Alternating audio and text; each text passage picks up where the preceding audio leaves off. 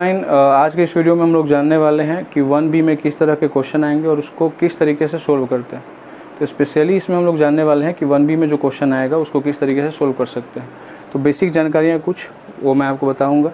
Rational number जो होता है वो आप जानते हैं कि P/Q के रूप में लिखा जाता है। उसे जो ऊपर वाला होता है उसको डिविडेंड कहा जाता है, नीचे वाले को क्या कहा जाता है, डिवाइज़र कहा जाता है। ठीक है ना, ये भी आपको पता होगा।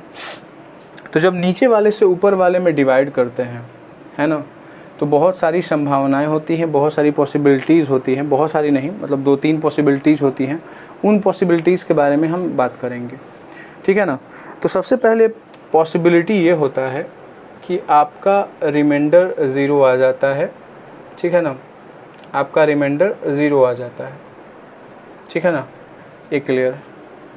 रिमाइंडर जब आपका ज़ीरो आ जाएगा तब तो कोई दिक्कत ही नहीं है ना। और एक संभावना होती है कि रिमाइंडर आपका कभी भी जीरो नहीं आएगा, ये भी एक संभावना होती है। एक संभावना होती है जब रिमाइंडर आपका क्या आ जाता है, ज़ीरो, और एक संभावना होती है जब रिमाइंडर आपका ज़ीरो नहीं आता है। तो सबसे पहले हम बात करेंगे पॉसिबिलिटी नंबर 1, यानी जब रिमाइंडर आपका क्या आ जाता है, ज़ीरो। उदाहरण में हम क्या लेंगे बताओ जल्दी, 1/4। अगर हम 4 में डिवाइड करेंगे 1 से तो कितना हो जाएगा, 0.25। तो देखिए इसमें 4 में 1 से डिवाइड किया तो मेरा 0.25 तो क्या आया, कोसेंट आया, बट रिमाइंडर इसमें ज़ीरो आ जाएगा। आप कटा के देखिए, 25 4 जा 100 हो जाता है, तो आपका रिजल्ट मतलब रिमाइंडर जो है वो आपका ज़ीरो आ जाता है। अगर एक और एग्जांपल देखना चाहते हैं तो 5/8 ले सकते हैं। अगर 8 में 5 से डिवाइड करिएगा तो 0.625 आएगा, लेकिन रिमाइंडर आपका क्या आ जाएगा, ज़ीरो। तो पॉसिबिलिटी नंबर 1 में रिमाइंडर आपका ज़ीरो आ जाता है, ये आपको उदाहरण दिख रहा होगा, ठीक है ना। तो इसमें आप क्या देख रहे हैं कि डेसिमल एक्सपेंशन जो हो रहा है 1/4 का, उसमें डेसिमल के बाद जो अंक है वो डिफिनिट है। इसमें कितने हैं बताइए, कितने डिजिट हैं बताइए, 2 डिजिट। और इसमें कितने डिजिट हैं बताइए, 3 डिजिट है, 1 2 3, और इसमें 1 2, है ना।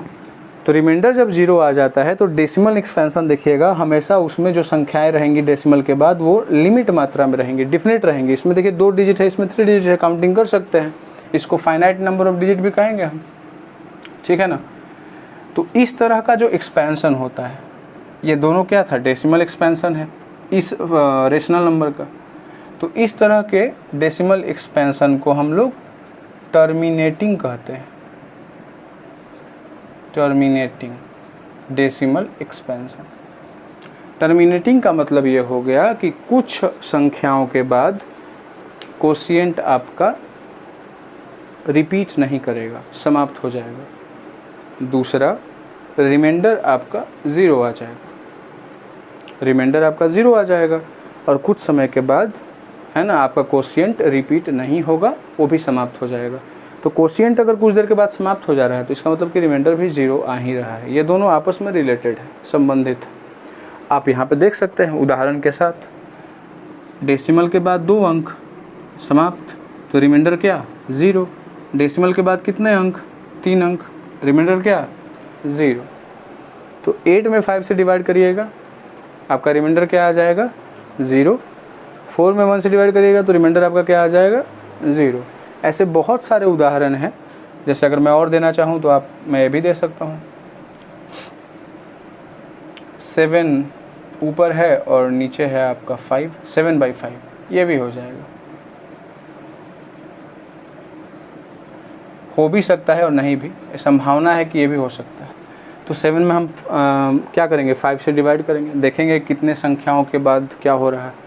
अगर, है ना, संख्याएं जो जिसका जो कोशिएंट होगा, अगर वो कुछ देर के बाद समाप्त हो जा रही हैं तो वो टर्मिनेटिंग में काउंट की जाएंगी, ठीक है, ये हो जाता है। अब कहानी ये है कि ये तो हुआ कि जब हम डिवाइड करेंगे तो निकलेगा। अब कभी कभी क्वेश्चन आपसे पूछ देता है कि बिना डिवाइड किए हुए ये पता लगाइए कि ये जो फ्रैक्शन है या ये जो रेशनल नंबर है वो टर्मिनेटिंग है कि नॉन टर्मिनेटिंग है। आपको ये जवाब ढूंढना है, ठीक है ना। तो ध्यान दीजिए, जैसे मैं एक सिखा रहा हूँ क्या है कि मान लीजिए कोई रेशनल नंबर है P/Q, तो बिना डिवाइड किए हुए कैसे पता करेंगे कि ये टर्मिनेटिंग है कि नॉन टर्मिनेटिंग है। तो इसमें जो Q होगा, मैं Q का डेसिमल एक्सपेंशन निकालूंगा, डेसिमल एक्सपेंशन नहीं, प्राइम फैक्टराइजेशन करूँगा। P/Q जो रहता है उसमें नीचे वाला जो रहेगा उसका मैं क्या निकालूंगा बताओ, प्राइम फैक्टराइजेशन। और प्राइम फैक्टराइजेशन निकालने के बाद यदि वो संख्या 2 पे पावर 5 और 2 पे पावर m और 5 पे पावर n के रूप का होता है तो मैं समझूंगा कि वो क्या है, टर्मिनेटिंग है। वो क्या है, टर्मिनेटिंग है। अगर कोई इस रूप का है तो वो टर्मिनेटिंग होगा, ठीक है ना। कोई दिक्कत? कुछ उदाहरण लेके चला जाए। जैसे मान लीजिए मैंने यहाँ पे लिखा हुआ है 1/10, तो मैं नीचे क्या लिखा हुआ है बताइए जल्दी, 10। तो मैं 10 का क्या करूँगा, डेसिमल एक्सपेंशन निकालूंगा। तो इसको हम क्या लिख सकते हैं, 2 × 5 लिख सकते हैं ना। और कुछ नहीं है तो यहाँ पे हम क्या लगा सकते हैं बताओ जल्दी, 1। तो देखो 2 पे पावर m और 5 पे पावर n के रूप का हो गया। इसका मतलब ये क्या है, आपका टर्मिनेटिंग है। ये क्या है, आपका टर्मिनेटिंग है। तो बिना डिवाइड किए हुए अगर आप टर्मिनेटिंग जांच करना चाहते हैं तो आप इस तरीके से जांच कर सकते हैं। यहाँ पर ये 7/5 है, तो इसमें भी देखिए डिनोमिनेटर 5 है, तो ये भी टर्मिनेटिंग हो जाएगा, ये भी टर्मिनेटिंग हो जाएगा। आप इसको डिवाइड करके देखिए, चेक करके, आपका रिमाइंडर कुछ समयों के बाद 0 आ ही जाता है ना। कहानी समझ में आई? कोई भी फ्रैक्शन दिया हुआ रहेगा, फ्रैक्शन नहीं, कोई भी रेशनल नंबर दिया हुआ रहेगा, उसके नीचे वाला का प्राइम फैक्टराइजेशन निकालेंगे। यदि वो 2 पे पावर 5 और 5 पे पावर n के रूप का रहता है तो समझा जाएगा कि वो क्या है, बताइए जल्दी, टर्मिनेटिंग है। अब बोलेगा सर यहाँ पे तो 5 है सिर्फ, तो सिर्फ 5 ही रहेगा तो भी कहा जाएगा। अब बोलेगा कैसे, तो देखिए इसको भी हम इस रूप में लिख सकते हैं। कैसे? तो 2 तो है नहीं तो 2 लिख देंगे या इस पे पावर 0 लगा देंगे। अब 5 तो है तो 5 पे पावर 1, तो देखिए ये क्या हो गया, 2 पे पावर m और 5 पे पावर n। यानी यदि केवल अकेले 5 रहेगा तो भी वो टर्मिनेटिंग होगा, अगर वो अकेले 2 होगा तो भी टर्मिनेटिंग होगा, अगर दोनों साथ में हैं तो सोने पे सुहागा वाली बात। अगर दोनों अकेले अकेले भी रहेगा तो कोई दूसरा नंबर नहीं होना चाहिए, 2 5 के अलावा कोई 3 4 6 7 ऐसा कुछ रहे तो वो टर्मिनेटिंग नहीं होगा। लेकिन अगर सिर्फ 2 और 5 है तो ये क्या हो जाएगा, टर्मिनेटिंग हो जाएगा। तो बिना डिवीज़न के आप ऐसे पता कर सकते हैं। डिवीज़न के द्वारा तो मालूम चल ही जाएगा। डिवीज़न के बाद देखेंगे कि रिपीट कर रहा है कि नहीं कर रहा है ना। इसके बाद समाप्त हो गया तो टर्मिनेटिंग है, इसके बाद समाप्त हो गया टर्मिनेटिंग है। तो डिवीज़न के बाद ऐसे पता चलेगा। बिना डिवीज़न के लगाना है पता तो ऐसे। तो क्वेश्चन दिया हुआ रहेगा कि डिवाइड करके पता लगाना है या बिना डिवाइड करके पता लगाना है। जैसे एक और उदाहरण ले लेते हैं। अगर मान लीजिए 6 ऊपर दिया हुआ और नीचे लिखा हुआ है 10, तो अगर पहला तरीका पूछेगा कि डिवाइड करके बताइए कि कैसा डेसिमल एक्सपेंशन है, तो 10 में हम 6 से डिवाइड करेंगे तो ये 0 बैठाएगा, फिर 0 यहाँ पर, फिर पॉइंट, फिर 10 6 या क्या हो जाएगा 60, कट गया। मैं लिखूँगा कि भाई क्या 60/10, 6/10 था ना, 6/10 का जो रिजल्ट है वो क्या है, 0.6 है। और 0.6 का मतलब क्या, टर्मिनेटिंग है।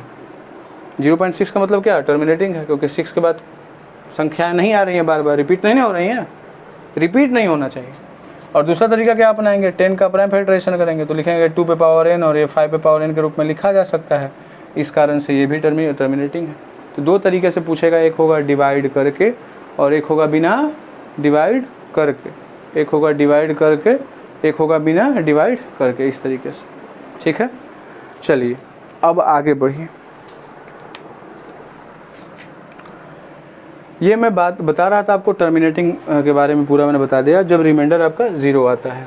अब आते हैं दूसरे पॉसिबिलिटी की तरफ, जब आपका रिमाइंडर क्या होगा, 0 नहीं आएगा।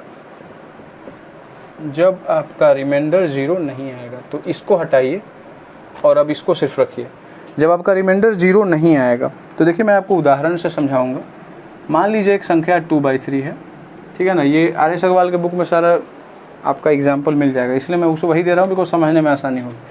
अब आप क्या करेंगे, 3 में 2 से डिवाइड करेंगे। चलिए डिवाइड करिए, 0 बैठाइएगा, 0.61820618206 ऐसे ऐसे रिपीट हो रहा है बार बार। ये जो ऐसे लिखा गया है इसको हम ऐसे भी लिखते हैं 0.6 और इस पर एक पॉइंट दे दीजिए, या इसको एक ऐसे भी लिख सकते हैं 0.6 और इस पर एक करेक्टिंग लगा दीजिए। तो जो भी लिखने का तरीका आपको मालूम हो वो आप यूज करें। लेकिन हमने ये देखा कि 2/3 का डेसिमल एक्सपेंशन में रिपीट हो रहा है संख्या, और जब रिमाइंडर 0 आ रहा था तो रिपीट नहीं हो रहा था, और जब रिमाइंडर 0 नहीं आ रहा है तो रिपीट हो रहा है। तो उसको हम टर्मिनेटिंग बोलते थे, और इसको हम लोग बोलेंगे, बताइए जल्दी क्या बोलेंगे, नॉन टर्मिनेटिंग। उसको हम लोग बोलते थे टर्मिनेटिंग, और इसको बोलेंगे क्या, नॉन टर्मिनेटिंग। मतलब जिसमें रिमाइंडर आपका 0 कभी भी नहीं आएगा जीवन में।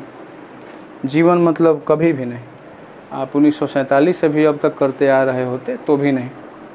अब नॉन टर्मिनेटिंग है, नॉन टर्मिनेटिंग के साथ कुछ और हो रहा है क्या, हाँ एक संख्या है जो रिपीट हो रहा है, तो नॉन टर्मिनेटिंग, और साथ में क्या लगा दीजिए, बताइए जल्दी, रिपीटिंग, इसी का नाम है।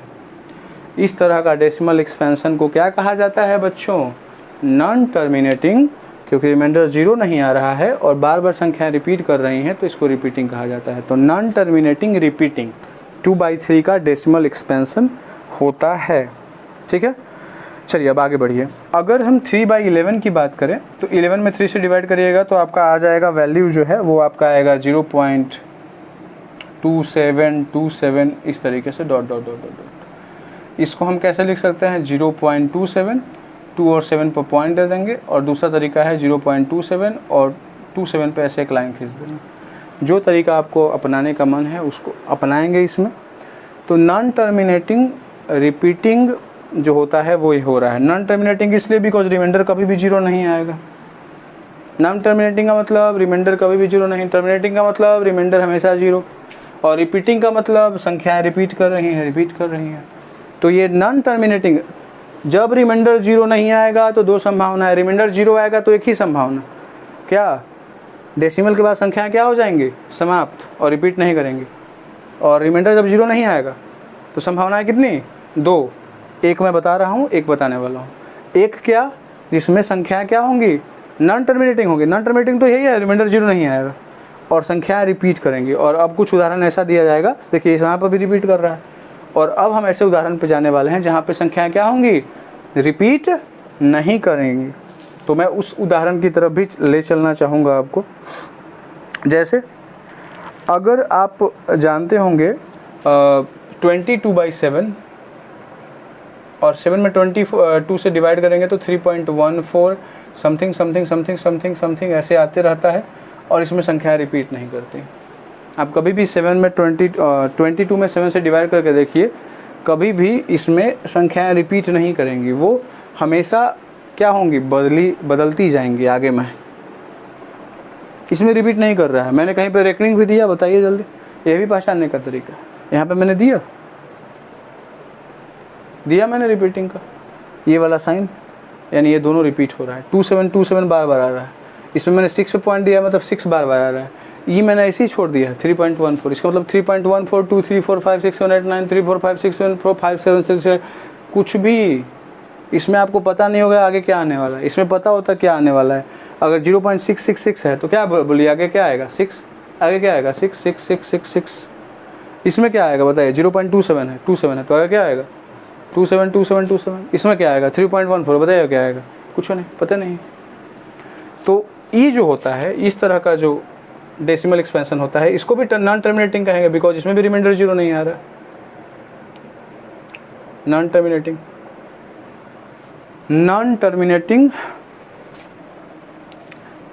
लेकिन अब यहाँ पे ध्यान दीजिए, इसमें तो संख्याएं रिपीट कर रही थी और इसमें रिपीट नहीं करेंगे, तो इसको हम लोग नॉन रिपीटिंग कहेंगे। इसको हम नॉन रिपीटिंग कहेंगे। तो जब रिमाइंडर 0 आता है तो एक संभावना टर्मिनेटिंग ही, रिमाइंडर 0 आएगा, संख्याएं जो होंगी डेसिमल के बाद एक खास नंबर तक जाएंगी और उसके बाद समाप्त हो जाएंगी। और जब रिमाइंडर 0 नहीं आता है तो 2 संभावनाएं होती हैं। एक संभावना जब आपका रिमाइंडर 0 तो नहीं आएगा, ये तो दोनों में होगा, बिकॉज रिमाइंडर 0 नहीं है, ये दोनों केस उसी का है। तो दोनों में रिमाइंडर 0 नहीं आएगा, कभी भी नहीं, हमेशा संख्याएं कुछ न कुछ आते रहेंगी, रिमाइंडर कभी भी 0 नहीं आएगा। लेकिन इसमें क्या हो रही हैं, डेसिमल के बाद संख्याएं क्या हो रही हैं, रिपीट हो रही हैं, और इसमें संख्याएं रिपीट नहीं हो रही हैं। तो जब रिमाइंडर 0 आता था उसको टर्मिनेटिंग कहते हैं, जब रिमाइंडर 0 नहीं आ रहा है तो उसको कुछ कहेंगे, नॉन टर्मिनेटिंग। इसको भी क्या कहा मैंने, नॉन टर्मिनेटिंग। और इसमें संख्याएं रिपीट हो रही इसलिए लगा दिया रिपीटिंग, और इसमें संख्या रिपीट नहीं हो रही इसलिए लगा दिया क्या, नॉन रिपीटिंग। सेवा समाप्त। बोलिए, समझ में आया?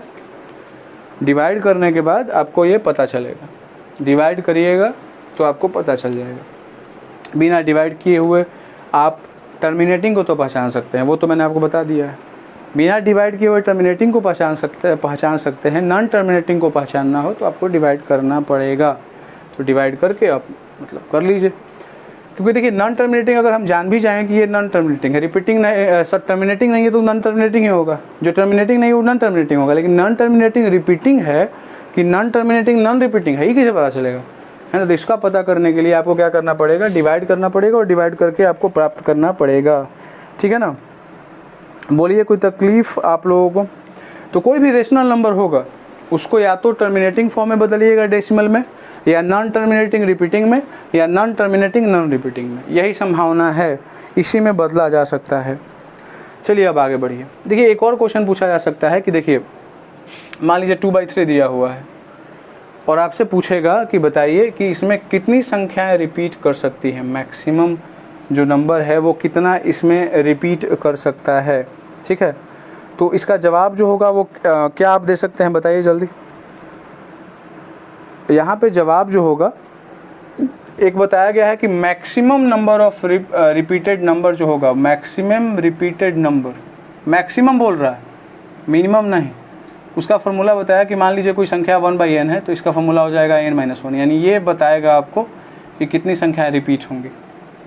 तो यहाँ पे मान लीजिए 3 है तो हम यहाँ पे 3 बैठाएंगे तो 3 - 1 इज इक्वल टू क्या हो जाएगा 2, यानी मैक्सिमम 2 रिपीट करेंगे, है ना, उससे ज़्यादा नहीं करेंगे। तो इसमें तो 1 रिपीट कर रहा है, देखिए 0.666।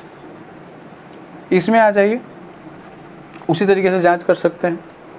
ठीक है ना, मैक्सिमम रिपीट नंबर का आंकड़ा दिया हुआ रहेगा आपको। जैसे कुछ और उदाहरण आपको बताया जाएगा इसमें।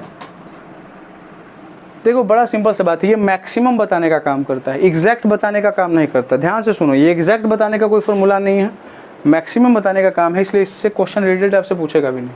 अगर नॉर्मली पूछेगा तो भाई फॉर्मूला पूछ देगा कि बताइए मैक्सिमम रिपीटेड नंबर कैसे पता चलेगा, फॉर्मूला क्या है। तो अगर कोई संख्या 1/n के फॉर्म में है तो n-1 हो जाएगा। कहानी समझ में आया? ठीक है, चलिए अब आगे बढ़िए।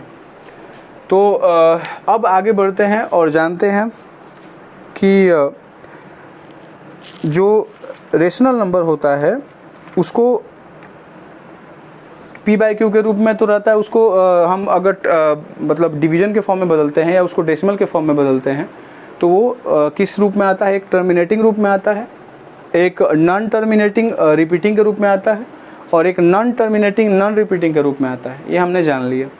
और अब हम लोग जानने वाले हैं कि कोई भी संख्या यदि नॉन टर्मिनेटिंग नॉन रिपीटिंग है या नॉन टर्मिनेटिंग रिपीटिंग है या टर्मिनेटिंग है तो क्या उसको p/q के रूप में बदला जा सकता है, बताइए। तो देखिए मैं आपको बताना चाहूँगा कि भले ही कोई संख्या p/q के रूप में है और उसको नॉन टर्मिनेटिंग नॉन रिपीटिंग के रूप में बदला जा रहा है, लेकिन कोई भी संख्या नॉन टर्मिनेटिंग नॉन रिपीटिंग के रूप में रहेगा उसको p/q के रूप में नहीं बदल सकते। इससे ये लाया जा सकता है बट इस वाले से ये नहीं लाया जा सकता। इसमें ये खासियत, जो नॉन टर्मिनेटिंग नॉन रिपीटिंग रहेगा उसमें आप इससे ये नहीं ला सकते, और जो टर्मिनेटिंग रहेगा उसमें तो बहुत ईजी है। जैसे मान लीजिए एक उदाहरण समझाता हूँ। मान लीजिए 2/5 लिखा, 2.5 लिखा हुआ है, कैसा डेसिमल है बताओ जल्दी, टर्मिनेटिंग है। तो इसको कहते हैं कि p/q के रूप में बताइए दिखाइए। तो इसको हम 25 लिख देंगे, दशमलव के बाद एक अंक है तो क्या हो जाएगा 10, 5 5 जा 2 5 जा, यानी कितना हो गया बताओ जल्दी 5/2। p/q के रूप में बदला गया ना।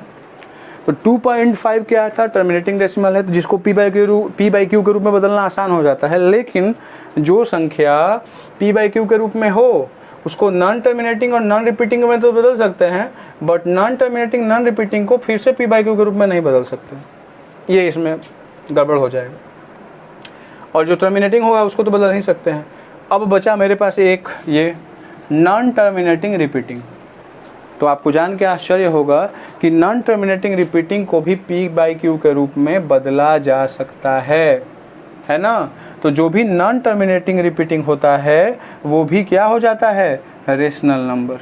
याद रखिएगा, क्योंकि इसको p/q के रूप में बदला जा सकता है। रेशनल नंबर किसे है? जिसको p बाई क्यू के रूप में लिखा जा सकता है। तो जो नॉन टर्मिनेटिंग नॉन रिपीटिंग है उसको p बाई क्यू के रूप में नहीं बदल सकते हैं, तो ये क्या हो जाएगा बताइए जल्दी? ये इरेशनल हो जाएगा। जो रेशनल नहीं है वो इरेशनल है। रेशनल किसे कहते हैं? जिसको p बाई क्यू के रूप में लिख सकते हैं। इसको p बाई क्यू के रूप में लिख नहीं सकते हैं, इसलिए इसको इरेशनल कहेंगे। और यहाँ पे आइए नॉन टर्मिनेटिंग रिपीटिंग जो नंबर रहेगा उसको हम p बाई क्यू के रूप में बदल सकते हैं, पक्का बदल सकते हैं, इसलिए इसको हम रेशनल कहेंगे। यानी यदि कोई संख्या टर्मिनेटिंग हो, यदि कोई संख्या नॉन टर्मिनेटिंग रिपीटिंग हो तो उसको हम रेशनल नंबर ही कहेंगे। और अगर कोई क्या हो? नॉन टर्मिनेटिंग नॉन रिपीटिंग हो तो उसे हम क्या कहेंगे? इरेशनल नंबर कहेंगे। कहानी समझ में आया? तो जो इस तरह की संख्या होती है जो टर्मिनेटिंग होती है 2.5, तो 25/10 करके कटा दिए, बड़ा आसानी से बन गया। इसको तो p बाई क्यू के रूप में बदल ही नहीं सकते हैं। क्वेश्चन आपसे पूछा जाएगा कि इसको p बाई क्यू के रूप में कैसे बदल सकते हैं, बताइए। अगर 2.5 है तो 25/10 लिखा गया, लेकिन यहाँ पे तो 0.666666 पता नहीं कि कहाँ तक 6 है। तो इसमें आप 6 बटा कितना लिख सकते हैं बताइए जल्दी? इसमें 0.6666 ऐसे कुछ है, तो इसमें 6 बाई कितना लिखाएगा? कोई है आपको जानकारी? नहीं है। देखने लग रहा है कि आप लिख सकते हैं कुछ नीचे। आप 10 लिखिएगा, कैसे लिख दीजिएगा? डेसिमल के बाद 1 अंक है। 100 लिखिएगा, डेसिमल के बाद 2 अंक है। नहीं, आपको पता नहीं कितना अंक, ये तो इनफाइनाइट।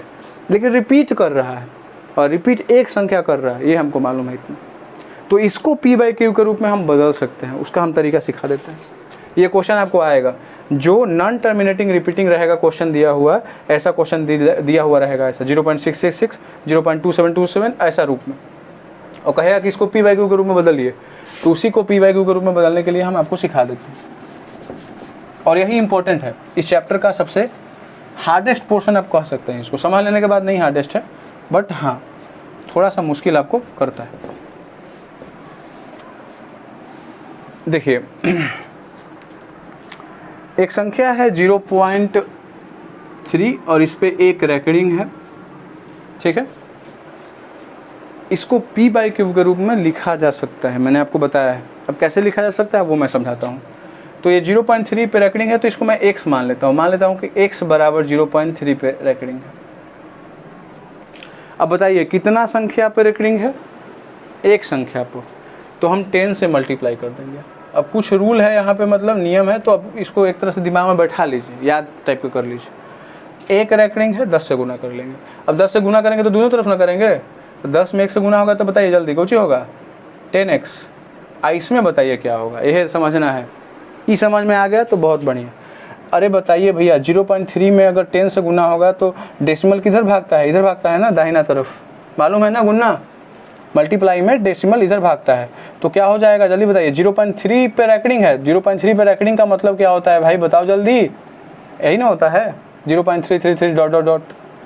तो क्या हो जाएगा? डेसिमल जब यहाँ से यहाँ जाएगा तो बताओ क्या होगा? 3 हो जाएगा। आप पॉइंट फिर से 333 और डॉट डॉट डॉट हो जाएगा। बोलो हाँ या ना? बिल्कुल हो जाएगा। अब देखो 10x हो जाएगा। अब ध्यान देना, इसको ऐसे ही रहने दो। अब हमको क्या करना है? इसको p बाई क्यू के रूप में लिखना है। तो इसको मैं मान लूँगा फर्स्ट, इसको मैं मान लूँगा सेकंड, और मैं क्या करूँगा? सेकंड में से फर्स्ट को माइनस कर दूँगा। सेकंड में से 1 को क्या कर दीजिए? माइनस कर दीजिए। आपका रिजल्ट आपके हाथों में होगा। 10x में से x घटाइएगा भैया तो आपका 9x आ जाएगा।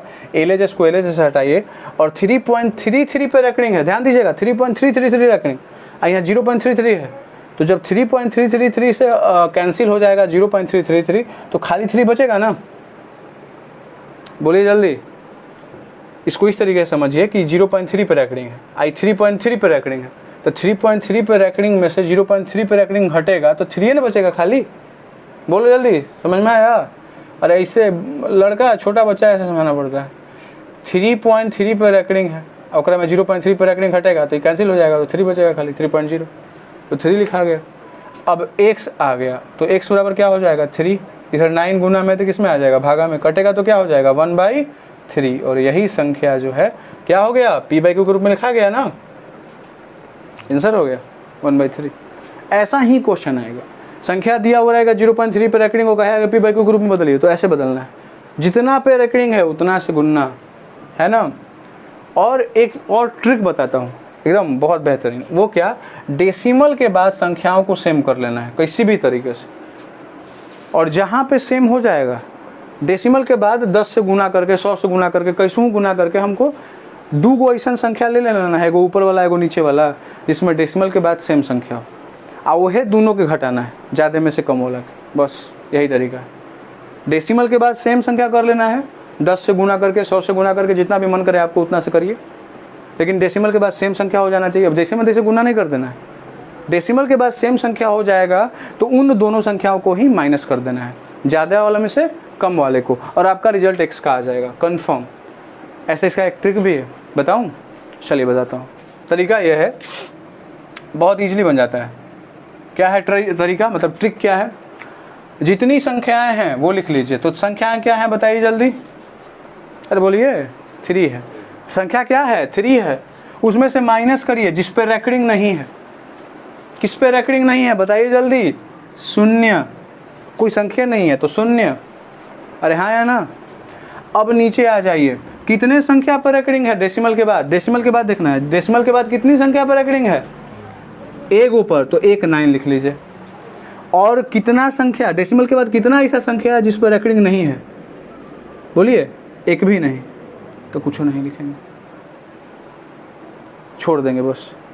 और अब मान लीजिए एक वाव संख्या रहता है यहाँ पे, जगह पर रेकरिंग नहीं रहता, तो एक 0 बैठा था। ठीक हो गया सोल्यूशन। 3 में से 0 गया 3, 9 यहाँ पे तो ही है, कट गया 1/3, दैट इज योर आंसर। अरे हाँ या ना? बोलेगा हाँ। यह है ट्रिक।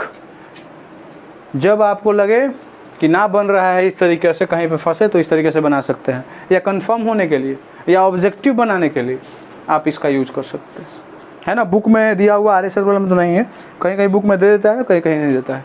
चलिए मैं कुछ और उदाहरणों से आपको समझाता हूँ, बिकॉज एक उदाहरण से क्या होता है। अब आ जाइए इसमें। मान लीजिए एक संख्या है 1.4, तो इसको x बराबर मान लिया मैंने 1.4, और 4 पे रेकरिंग है। बताइए एक संख्या पे रेकरिंग है तो किससे गुना करेंगे बंधु, बताओ जल्दी? 10 से। तो ये क्या हो जाएगा? 10x हो जाएगा। बोलो हाँ या ना? अब फिर से वही वाला बात है, गुणना यहाँ पे पकड़ना है, तो डेसिमल यहाँ से यहाँ भाग के यहाँ चल जाएगा, तो क्या हो जाएगा? 14.4 पे रेकरिंग हो जाएगा। जैसे 1.44 न है रे बैल, तो यहाँ से डेसिमल जब यहाँ जाएगा तो ये हट जाएगा, यहाँ डेसिमल गया, आई 44 हो है, तो इसको पर रेकरिंग लिख देंगे ना इस सब के बदले में, तो वही हो गया। आया समझ में? इतना पकड़ना पड़ेगा बाबू। 9 क्लास 1 ये हो गया सेकंड में से देखो डेसिमल के बाद इसमें भी 4 पे रेकरिंग है, इसमें भी डेसिमल के बाद 4 पे रेकरिंग है। 2 मिल गया संख्या ना, बोले थे ना, मिल गया तो घटा दो। 10 में से x जाएगा तो बताओ जल्दी? 9x। 14 में से 1 जाएगा तो बताओ जल्दी? 13। तो x बराबर कितना हो जाएगा बताओ जल्दी? 13/9, और ये आंसर हो जाएगा। p/q के रूप में बदल गया। अब इसको ट्रिक से करके देखिए, सेम आंसर आएगा। क्या बोला था मैंने? संख्या जो है उसको लिख लीजिए। संख्या कौन सी है? 14 है, 14 लिख लिया मैंने। फिर जिस पर रेकरिंग नहीं है, किस पर रेकरिंग नहीं है? 1 पर, तो उसमें वो माइनस कर दीजिए, तो 14 - 1। फिर जितना पर रेकरिंग है तो उतना 9, तो 1 9, ठीक है ना। डेसिमल के बाद जितना पे रेकरिंग नहीं उतना, तो 1 को है नहीं है, तो कुछ नहीं। तो 14 में से 1 जाएगा 13, और नीचे 9, 13/9 आंसर। ये हो गया ट्रिक। ये समझ में आया? ये वाला पोर्शन जो समझ गया बस समझदार। आया समझ में? ठीक है। डेसिमल के बाद सेम कर लो किसी भी तरीके से, और जो सेम संख्या है डेसिमल वाली है, डेसिमल के बाद जो सेम संख्या है किसमें? RHS में। इसमें भी दशमलव के बाद 4 पे रेकरिंग था, इसमें भी दशमलव के बाद 4 पे रेकरिंग है, तो इन दोनों को मैंने पकड़ा। जरूरी नहीं है कि हर बार दूसरे बार में मिल जाएगा, जरूरी नहीं है। फिर आगे भी बढ़ा जा सकता है, तो फिर आगे बढ़ेंगे और फिर देखेंगे 3-4 को इक्वेशन प्राप्त होगा ना। हर एक क्वेश्चन ऐसा नहीं रहेगा, जरूरी नहीं कि हर बार 2 ही इक्वेशन में आपका बन जाएगा। किसी में 3 इक्वेशन 4 इक्वेशन बनेगा, तो उन चारों इक्वेशन में देखना है कि किसमें डेसिमल के बाद सेम संख्या है। उन 2 को पकड़ना है जिसमें डेसिमल के बाद सेम संख्या है, और ज़्यादा वाला में से कम वाला कुछ ही कर देना है, घटा देना है, और आपका आंसर हो जाएगा। कहानी समझ में आया? तो आपको इस वाले एक्सरसाइज में 1B में इससे ज़्यादा कुछ नहीं आने वाला है, बिल्कुल नहीं। अगर आपने ये समझ लिया तो आपको कोई तकलीफ़ नहीं होगी, ये मैं आपको मतलब वादा करता हूँ। तो बिल्कुल भी तकलीफ़ नहीं होगी आपको। एक बार बना के देखिए, और फिर भी डाउट होता है तो आप कमेंट करिए। फिर मिलते हैं अगले एक्सरसाइज यानी 1B का सॉल्यूशन।